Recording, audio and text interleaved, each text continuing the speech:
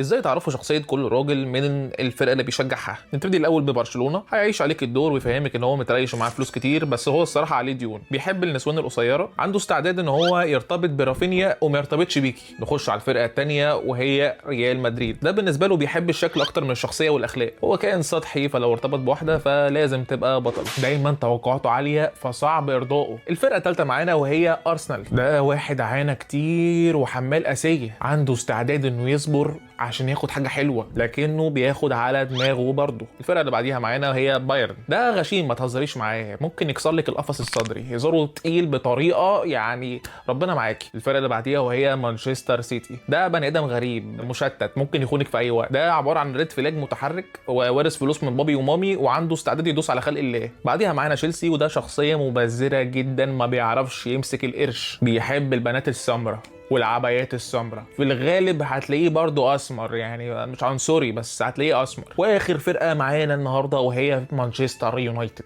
ده لو شفتيه كده بصي امسكي راسه كده وبوسيها واحضنيه واحتويه، علشان ده تعبان، ده حمال اسيه.